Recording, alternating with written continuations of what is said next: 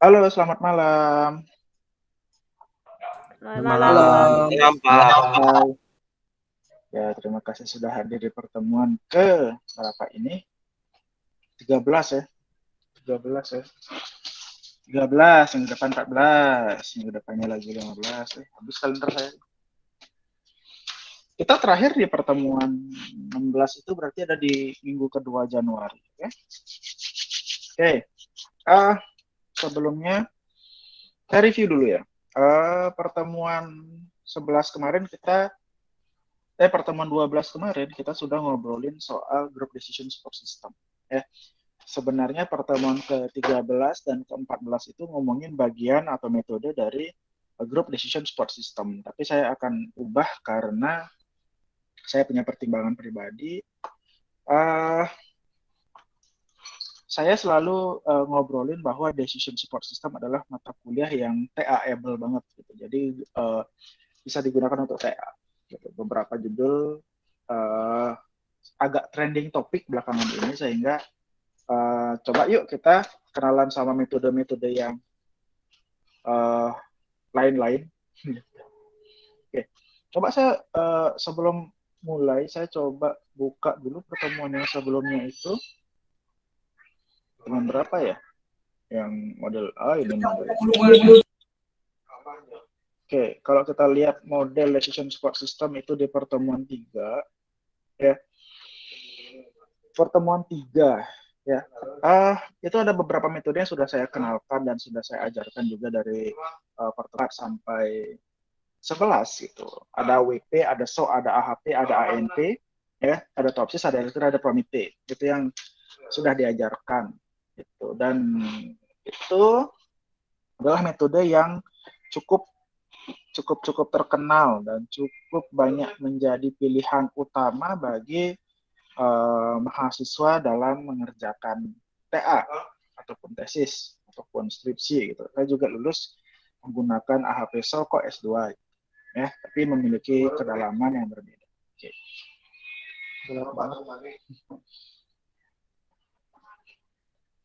Coba kita kenalan dengan beberapa metode lain yang setidaknya saya kuasai.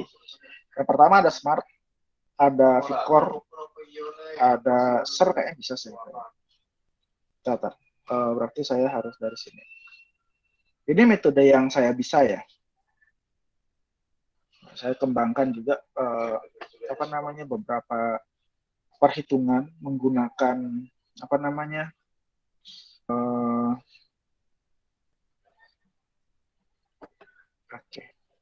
menggunakan Excel seperti biasa. Jadi saya mengembangkan biasanya perhitungan manual dalam decision support system. Jadi kalau decision support system dalam penelitian tuh kayak gimana sih gitu. Jadi kalau decision support system dalam penelitian itu biasanya yang pertama untuk TA. Biasanya TA yang kalian hadapi itu adalah yang pertama kalian melakukan perhitungan manual dengan studi kasus yang biasanya cukup sederhana gitu. Biasanya kalau saya saranin sih 5 kriteria, 10 alternatif udah cukup banget. Kemudian kalian itu implementasikan pada metode yang secara manual di spreadsheet, di Excel. Kalian dapat hasilnya, itu sudah kemudian kalian buatkan rancangan antar mukanya, itu sudah jadi sebuah proposal, ujian seminar proposal. Oke. Selanjutnya kalian implementasikan itu dalam sebuah perangkat lunak, kalian sudah bisa dapetin sebuah TA. Itu opsi 1. Itu opsi 1. Oke, opsi kedua yang saya tawarkan adalah gitu. Saya sedang beberapa dosen juga sedang hangat-hangatnya membicarakan bahwa bisa nggak sih kalian lulus tanpa coding? Nah, ini biasanya beberapa mahasiswa yang mungkin lemah di coding tapi agak expert di bidang analisis ataupun di matematik itu berkemungkinan bisa lulus tanpa harus 100% coding gitu. Jadi tidak harus coding. Bagaimana caranya? Itu ada banyak cara sebenarnya dalam data science terutama. Ketika kalian tidak coding tapi kalian bisa menghasilkan suatu analisis gitu misalnya. Yang paling umum adalah pembuatan data mining, kemudian sistem peramalan, pecahannya AI lah. Nah, salah satunya decision support system juga bisa. Contohnya seperti apa? Itu contohnya adalah kalau saya bilang istri saya itu S2-nya menggunakan decision support system, tapi dia tidak coding at all, cuma menggunakan Excel gitu. Cuma itu kan datanya besar, kemudian kriterianya banyak, dan kemudian itu adalah komparasi. Biasanya seperti itu. Jadi saya sarankan ketika kalian ingin lulus tanpa coding, itu bisa ketika kalian bisa mengajukan judul DSS yang menarik. Misalkan komparasi metode A dan metode B pada studi kasus ini. Gitu. Biasanya hal itu bisa di approve sama dosen gitu. Sehingga kalian dari metode A ataupun metode B mana yang lebih bagus terhadap studi kasus tersebut. Gitu. Itu biasanya bisa tanpa coding. Oke. Okay. Kembali lagi pada apa gitu ya. Kalau dosen itu pasti terbatas ya, karena kita juga sama-sama belajar. Saya juga saya juga baru mencoba di expertise di decision support system. Oke, saya memiliki beberapa metode yang sudah saya kembangkan dalam perangkat sprint set. Gitu. Coba saya share screen yuk sebelum saya ngobrolin metode yang salah satu yang akan kita bahas di luar yang sudah kita pelajari. Oke, seharusnya share screen sudah muncul. Oke, yang pertama itu saya punya metode EDAS, aras-aras. Metode aras. Hasilnya kayak gini. Nah, jadi kayak gini ya. Jadi ada perhitungan kayak gimana normalisasi alternatif, perhitungan preferensi, pemeringkatan seperti apa, hasilnya seperti ini. Menggunakan aras yang pertama. Yang ada di sini itu adalah metode yang selevel dengan SOWP itu ya. Jadi yang dia digunakan untuk pemeringkatan. Oke, yang pertama ada aras. Yang kedua ada kopras, ada CPI, ada EDAS, ada Elektre, tapi tidak saya sarankan. Tapi oke, bisa cuma ya ini ada perhitungan yang cukup ribet di sini. Bisa, tapi saya tidak sarankan Elektre. Kemudian ada mabak. Ada mabak di sini. Dia bisa negatif ya. Dia bisa negatif. Kemudian ada Marcos. Nah, Marcos akan kita obrolin minggu depan. Ini metode yang baru 2018. Saya suka banget sama metodenya. Kemudian ada metode maut. Metode maut ini membuat saya menghasilkan apa namanya pencapaian saya di penelitian nasional ya, salah satunya di metode maut ini. Ada MFEP, metode yang cukup mudah. Ada murah yang akan kita pelajari sekarang. Ini murah. Kemudian ada metode smart, ya, CIS, oke. Ada Vicor. Vicor saya tidak sarankan karena cukup menjelimet juga. Kemudian ada Waspas. Waspas ini adalah gabungan WP sama SOW. Jadi setengah WP tambah setengah SOW sama dengan Waspas. Kayak gitu. Kemudian ada WP, ada SOW. Oke. Jadi itu.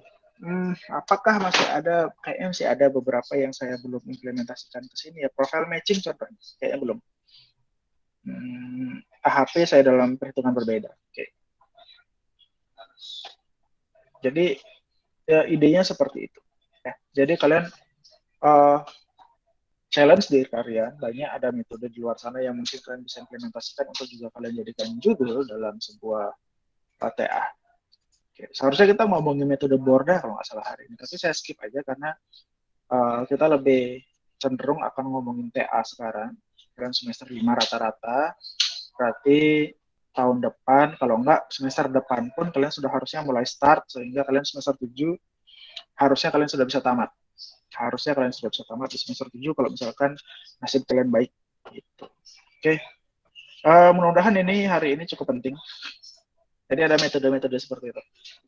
Saya memberikan ide judul dalam ranah saya di decision support system. Yang pertama adalah kalian pengembangan perangkat lunak terhadap decision support system itu biasanya di-approve sama pembimbing. Gitu. Biasanya di-approve. Terutama kalian menggunakan metode yang jarang ataupun yang baru.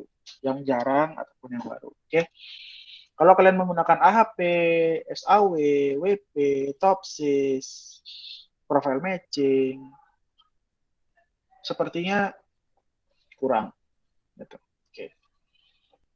Pak, saya cuma bisa ya kecil-kecil, gimana Pak ya? Nah, kalau kalian bisanya cuma metode-metode yang itu saja, kalian coba menggunakan komparasi. Siapa tahu bisa. Seharusnya sih bisa. Misalkan komparasi metode AHP, komparasi metode SAW, TOPSIS, DAP pada studi kasus A gitu. Jadi kalian akan hitung mereka dari Excel, kemudian kalian akan uji seperti apa hasilnya gitu. Banyak kok cara ujinya, ada uji akurasi, ada uji pembobotannya gitu. Itu macam-macam caranya sehingga kalian bisa dapetin apa namanya? Metode mana yang paling paling baik di antara yang kalian bandingkan. Itu. Coba kita jalan ke metode yang akan saya jelaskan hari ini ya. Saya share screen lagi.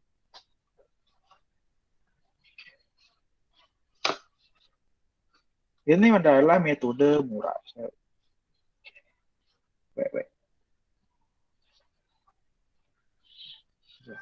Metode murah.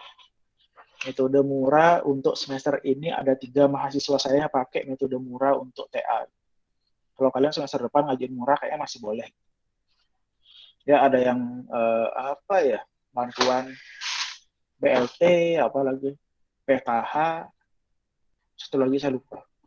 Itu jadi ini adalah salah satu metode yang kalian cukup bisa perhitungkan untuk sebagai tiket kalian untuk nyusun TA. Oke. Metode murah atau multi objective optimization on the basis of ratio analysis. Saya jarang mengingat kepanjangan atau murah. Sistem multi objektif yang mengoptimalkan dua atau lebih atribut yang saling bertentangan secara bersamaan. Gitu. Optimalisasi ya. Metode murah memiliki tingkat fleksibilitas dan kemudahan untuk dipahami dalam memisahkan bagian subjektif dari suatu proses evaluasi ke dalam kriteria bobot keputusan dengan beberapa atribut pengambilan keputusan. Oke. Nah, murah ini memiliki tingkat selektivitas yang baik karena dapat menentukan tujuan dan kriteria bertentangan. Ada cost benefit juga di sini perhitungannya. Biasanya digunakan untuk ekonomi, manajerial, konstruksi ataupun proyek. Jadi banyak ya. Kelebihan, sederhana, stabil, dan kuat. Tidak membutuhkan ahli matematika. Perhitungannya sangat sederhana. Sangat sederhana. Serius, nggak bohong. Sederhana kok. Metode murah memiliki hasil yang lebih akurat dan tepat sasaran dalam membantu pengalaman besar. Jadi ini cukup menjual ya ketika kalian itu misalkan mengajukan TA. Kenapa kalian memilih metode murah? Yang pertama, murah itu adalah kan gitu biasanya kan. Kok kalian milih metode biasanya kan ditanya seperti itu. Sederhana, stabil, dan kuat, lebih akurat dan tepat sasaran, terutama lebih sederhana dan mudah diimplementasikan. Jadi lumayan.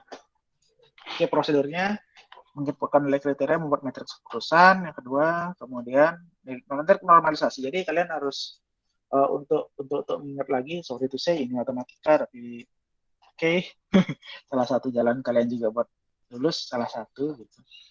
Di sini ada prosedur untuk melakukan normalisasi yang sedikit berbeda dengan dengan WP. Jadi di sini adalah kalau misalkan kalian itu kondisi benefit sama cost-nya itu ada di apa namanya tuh normalisasi. Kemudian kalau misalkan di SOW itu adalah nilai elemen dibagi dengan max atau nilai min dibagi dengan elemen kalau cost.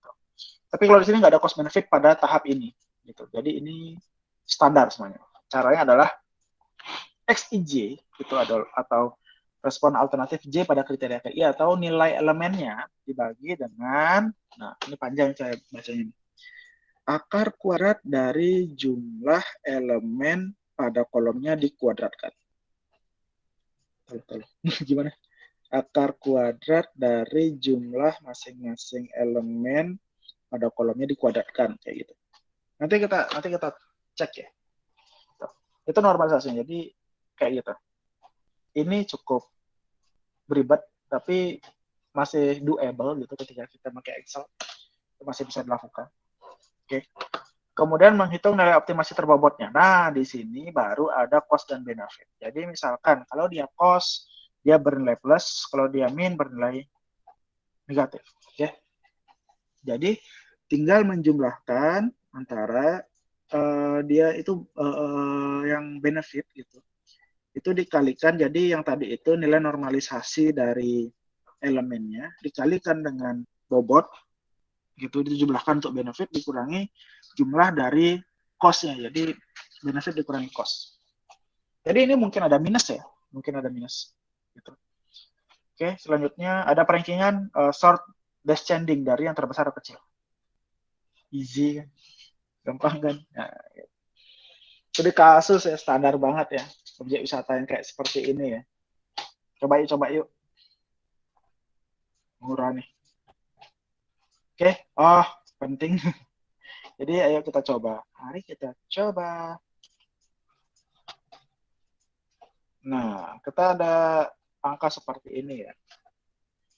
Oke, yang pertama itu normalisasi alternatif, itu caranya adalah ini dibagi dengan jumlah kuadrat dari ini gitu. Yang pertama kali kita nyari nilai kuadrat elemen. Nilai kuadrat elemen itu sama dengan ini pangkat 2 toh. Ya. Ini pangkat 2. Oke. Dapat segini. 1, 2, 3.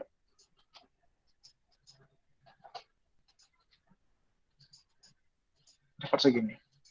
Oke. Oke. Nah, setelah itu adalah jumlah kolom.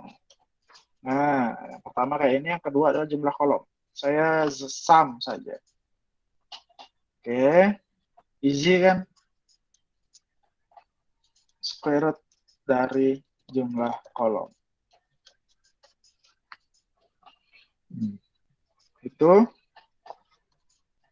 square root dari sini. Itu akar kuadrat dari ini. Dapat kan? Easy. Ya. Jadi sekarang kita akan mencari alternatifnya. Jadi dengan cara ini dibagi dengan jumlah ini. Itu caranya adalah ini ya kan, dibagi ini. Karena saya ingin sekalian hitung, saya akan copy validasi ke samping. Set, geser sesuai dengan jumlah elemen 1, 2, 3, 4, 5. Iya. Oke, saya cek satu-satu. Oke. Jadi kita sudah dapat nilainya. Ini step 1 ya, yang tadi itu ada di sini, matriks normalisasi ini. Yuk kita cek yuk. Matriks keputusan kayak gini. Kok ada ini? Oh, gambar sih harusnya. Gambar si bocah ini dia di sini. Jadi ada ini, matriks keputusan, kemudian matriks jumlah akar skuadrat 3 per akar 84 akar 1625. 0,3273. Ini 4 bagi 84. 4 kuadrat. Seterusnya. Nah, dapat ini 327476. Karena ini pakai 3 angka, saya pakai 3 angka ya supaya gampang.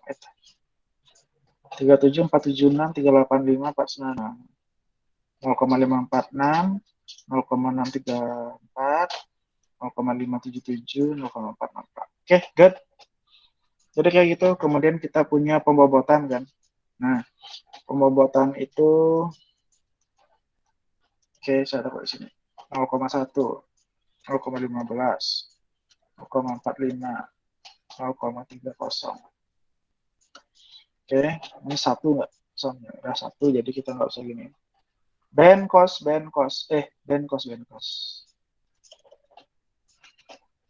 band, yang kedua cost.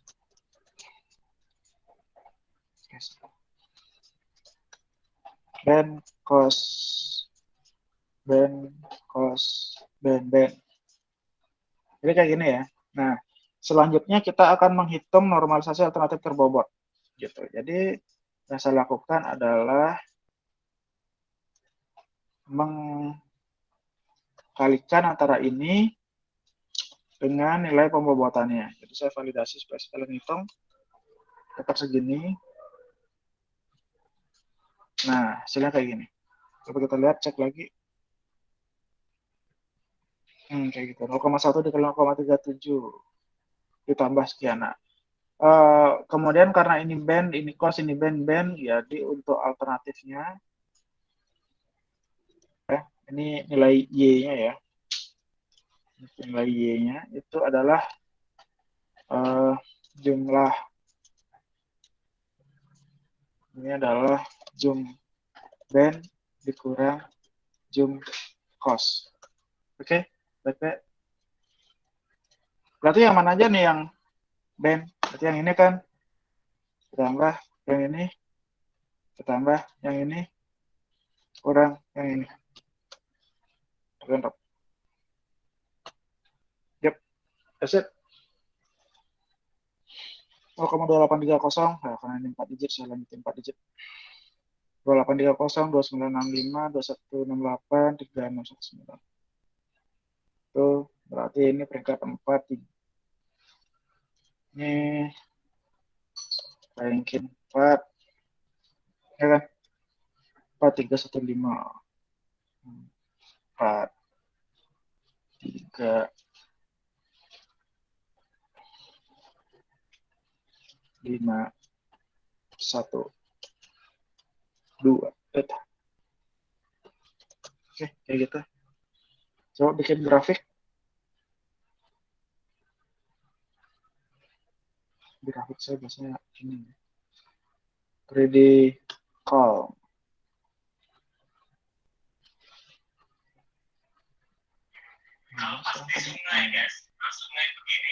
Itu. Jadi ranking satunya itu yang ini. Oke. Bagaimana? Lulus.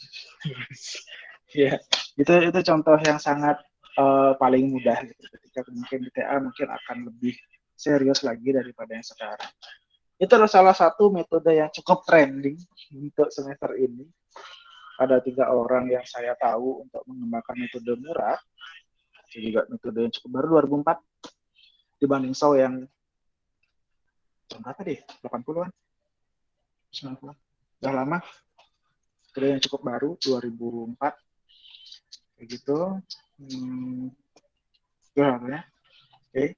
Misalkan kalian ada tertarik mengenai metode yang kalian buat yang unik, atau kalian pengen metode yang unik, kemudian kalau misalkan kalian itu juga pengen lulus dengan jalan DSS, bisa hubungi saya akan tuh carikan judul dan metode yang baik, gitu. Jadi yang pas buat kalian TA, gitu. Jadi nggak kesusahan, juga menantang juga gitu, jadi masih ada daya jual lah di pembimbing kalian, harapan kita kayak gitu. Jadi saya skip ARPS kita di pertemuan ke-13 mengenai metode Borda, saya ganti dengan metode murah karena ini lebih menjual kayaknya gitu, pribadi saya pribadi.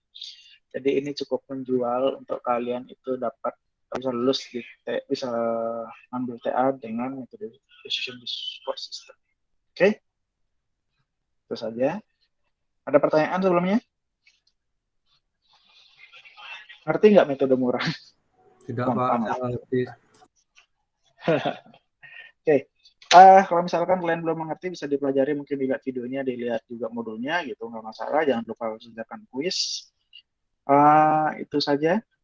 Mudah-mudahan kalian kebayang dengan metode murah yang saya ajarkan sekarang. Itu termasuk sedikit bagi 10% lebih sulit daripada Soul. Ya, dikit aja. Sisanya lebih gampang. Sisanya sama gitu prosesnya. Oke. Itu saja pertemuan kali ini. Terima kasih sudah hadir, gitu. Sudah setengah jam kita bareng-bareng. Apabila Anda ingin ditanyakan, bisa kalian DM di grup atau DM di grup. Bisa japri saya, bisa tanyakan di grup. Itu saja. Kalau ada pertanyaan. Terima kasih sudah hadir di pertemuan ke-13. Jangan lupa kerjakan kuis. Terima kasih. Selamat malam. Saya Jenkan Liv. Terima kasih. Terima kasih, Terima kasih, Pak. Selamat Terima malam. kasih. Selamat malam. Silakan. Selamat malam, Pak. Terima kasih Pak, selamat malam. Ya, terima kasih. Selamat malam, Pak. Ya, selamat malam. Terima kasih.